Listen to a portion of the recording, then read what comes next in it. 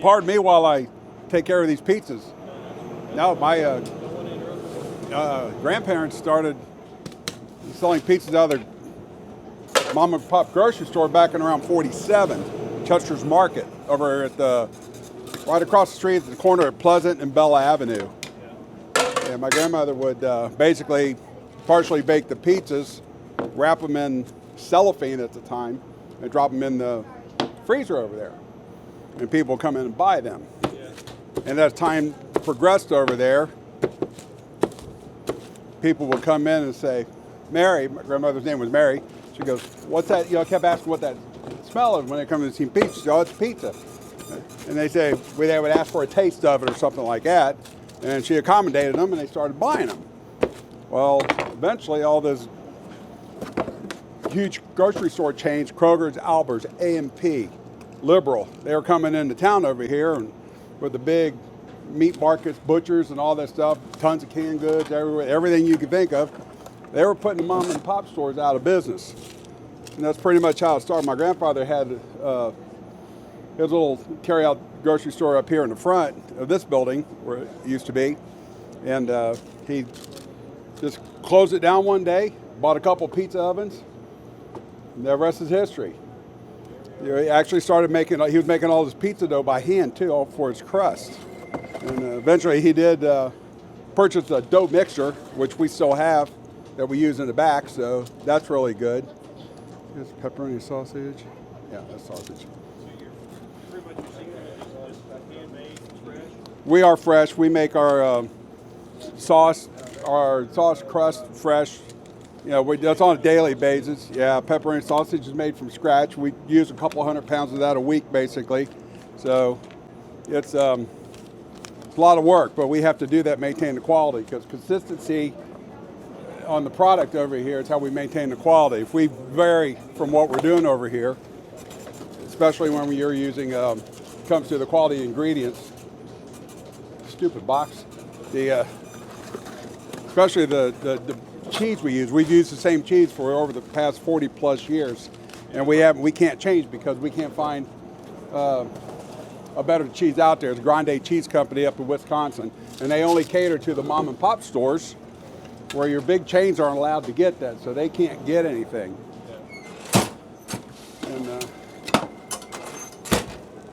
so that's just something just the consistency over the years of what we've been able to provide. That's where, we just can't do it any other way. My grandfather always said, if you change anything, take my name off the place. It's pretty much where he was. After he passed away, we didn't change anything. We kept it going.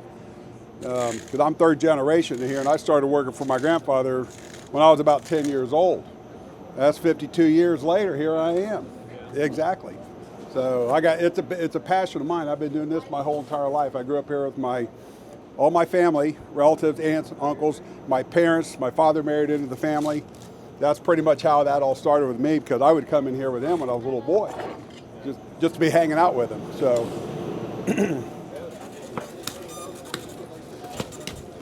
yeah,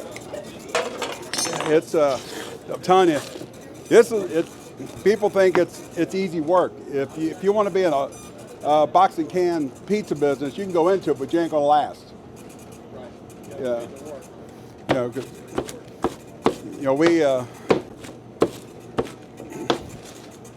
We just focus on making sure everything's done right, because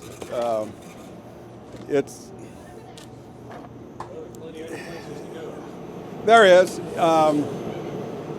We've had a lot of competitors come and go. We actually had, back in the early 80s, a guy bought a building on High Street and opened up a pizza shop up there, and he would come in our dumpster and root through it and see what we were buying, so he could try to duplicate what we were doing. So, we kind of weird, but yeah. I've always heard that imitation is the highest form of flattery. So. It is, but when you try and imitate this, it's not very flattering, because they don't know how to do it. Yeah. This is very... There's an art form. Oh yeah, it is. It absolutely is. I'm fortunate. Sorry, excuse me, I have to read. Number 80, okay. I'm fortunate enough to not only be able to learn what I did all the years that I've trained to do this. I've actually consulted with outside businesses in the pizza business when they have issues with product management, things like that, recipes, a little bit of stuff. So that's a nice little feather to have when they call me and want some pretty good advice. Well, I won't tell them what we do, but I've got enough experience in here. I can make just about any style of pizza out there. So, that's a good thing about it. I study and do it. I test stuff over here. At some point here in the future, hopefully we'll be adding a couple different menu items here, because it takes a while to perfect what we're doing. It's not something we can just whip it together, because if we fail when it comes out, it'll be ugly. So, and that's something we don't want. No. If anybody's wondering, if they watch this, these are our breadsticks that we're doing right now. It's something we offered up here last year, and it really wasn't selling a lot. We sell them here and there, but we decided to run it as a special with a large pizza. Now we can't keep up with them. So. Now people just want the breadsticks. Yeah, we come like a stick, and I'll say it doesn't look like breadsticks. It looks like a pizza. it does, but the way we cut them, it's just garlic butter, our crust, and cheese. And that's it. And it's because we don't do the traditional round ones because they're dry. By the time you baste it with butter and Parmesan and everything, they're still dry in the middle. Really? Yeah, I'm not going to mention any pizza chains out there, restaurants or anything. It's use our breadsticks, but they're terrible. It's hard to find a good breadstick anywhere. So. Yeah. Well, I know these here. A little bit of history about me. I actually left here for a short time, had my own pizza shop. My mother passed away. I came back and over to here again, but I was selling these. These were half of my sales on Fridays and Saturday nights when we did this same special from when I had my own shop. So my wife and I did. So there's a lot of experience with these. We actually had to add more pans on there. And I also have to remember what's going on behind me on both sides and everything else.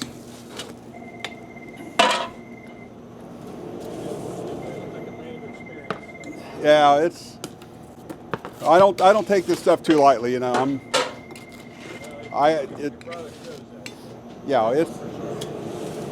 what's that?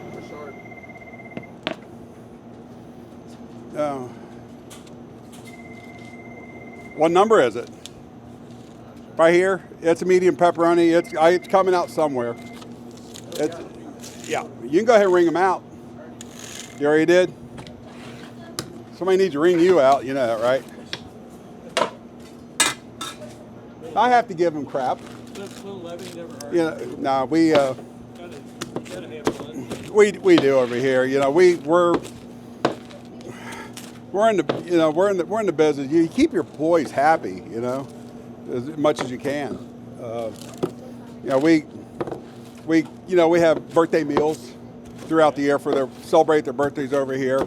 I occasionally cook a meal sometimes for them, or they'll ask me if I'd make something. I'll do it. I can cook just about anything, so I'm not afraid of it. We went a little Asian yesterday with the food, so that was good. Yeah, I know you got the catering truck out. The food truck, it's just special occasions for that up there. We'll book it out. I actually own the truck myself, but we'll book it out and we'll serve our pizzas or our sandwiches or whatever we're doing out there through it. And I did see it was down at the Duxall down in Joyce Park. that's another thing. We've been supporting that organization for a very, very long time. The Miracle League since its inception, pretty much, and we donate 100% of all the pizzas to them. They sell, and they keep the money for it. So that's Yeah, well, our friends,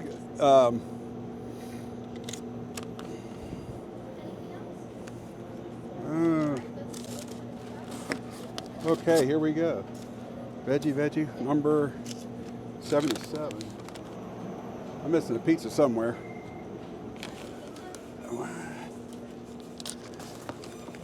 That it? See? Seeking you shall find.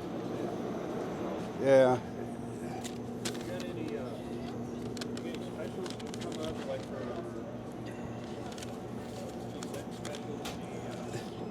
for Super Bowl, we've been working on a couple specials for the Super Bowl. We'll do like 2 extra large pizza special for like $39.99. That's a pretty good. It's about 15% discount off our regular menu price, so we'll probably be throwing that out there. And what is this? That's pepperoni. We're also nah. I think we might be doing a pasta for 2 and give them a little dessert cake to go with it. So that's something we never really done for years over here, but anymore, you got to kind of compete out there, right. you know. But we're not giving it away like some places do, you know. But the other thing is, when you have to give it away, it means it's not very good. Yeah. And I'm not bashing them. They're in business for a reason, you know. They're there to make a lot of money, you know. We're in business for a reason. We're just continuing the tradition over here. Well, yeah, I've been here so long that I've seen, you know, some of the older customers are starting to pass away, things like that. Their children come in there, then their grandchildren would come in here. I mean, it's just generational over here. That's the nice thing. It is generational. So, yeah. But yeah, it's all started with just you know, nothing more than a simple idea. We just it started out in the kitchen behind their grocery store over there back all them years ago. So. Yeah, well, that's awesome. Well, I know you're a busy man here, so I'm not gonna. No, we're. I really appreciate your Yeah. time. Did you? The only other thing I want to do is do a little quick drawing, which we can do. Okay. Yeah. Yeah. Hamilton Drive. Yep. Once the vote, you guys number 1. Well, I appreciate it, though. Thank you to the voters. Yes, thank you. What's that? We had actually it was really shocking. We had almost 300 people put their votes in. Well, that's good. That's a good way to start. Yeah, we were expecting about anywhere from 50 to 100 people to vote. It turned out to be 300. We had a lot of supporters out there. I'm telling you, I absolutely cannot. And here's one thing. Just about anywhere I visit, go out of town, somebody knows who I am because of this place. That's a good way to know. Yes, it is. It's unbelievable that I can do that. And it's been going on for years. Like I said, I've been around here a long time. So This has been our road here.